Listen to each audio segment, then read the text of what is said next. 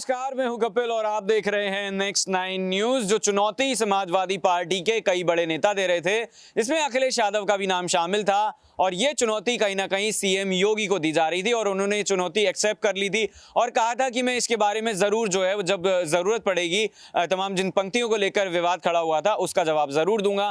फिलहाल सीएम योगी ने एक और बड़ी बात कही है। उन्होंने कहा कि जिस मंच से मुझे इस बयान की यानी कि इन पंक्तियों की व्याख्या करने की जरूरत पड़ेगी मैं जरूर करूंगा। तो यहाँ पर जो है वो सीधा हल्ला बोला है भारतीय जनता पार्टी के जो मुख्यमंत्री हैं उत्तर प्रदेश में, और ये देखने वाली बात होगी कि अब इसका जवाब कहीं ना कहीं समाजवादी पार्टी की अगर बात करी जाए तो वो कैसे देगी, क्योंकि बीते दिनों जिस तरीके से लगातार ये विवाद बढ़ता आया था, सीएम योगी से ये भी पूछा गया था कि रामचरितमानस के उस दोहे में शूद्र वाले एंगल पर उनका क्या कहना है, क्या आप इसकी व्याख्या कर सकते हैं। तब सीएम योगी ने कहा था कि जिस मंच पर मुझे इसकी व्याख्या करनी होगी वहां मैं जरूर करूंगा, लेकिन मैं कह सकता हूं कि विकास और निवेश जैसे मुद्दों से प्रदेशवासियों का ध्यान भटकाने के लिए उस पार्टी की शरारत का एक हिस्सा है जिसके एजेंडे में कभी विकास था ही नहीं।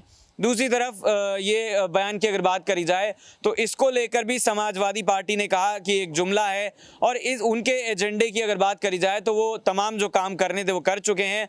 और ये भी उन्होंने कहा कि योगी की वजह से ही यूपी और यहाँ के लोगों की पहचान जो है वो कहीं ना कहीं संकट में खड़ी हो गई है। तो इस तरीके की जो बयानबाजी है वो लगातार नजर आ रही है। रामचरितमानस को लेकर जो विवाद शुरू हुआ था वो फिलहाल थमने का नाम नहीं ले रहा है। स्वामी प्रसाद मौर्य के इस बयान की अगर बात करी जाए तो उनकी बेटी जो संघमित्रा मौर्य हैं उन्होंने भी कहीं ना कहीं अब किनारा कर लिया है, लेकिन समाजवादी पार्टी फिलहाल इस तरह की जो तमाम बयानबाजी है उसको थामने के मूड में नजर नहीं आ रही है।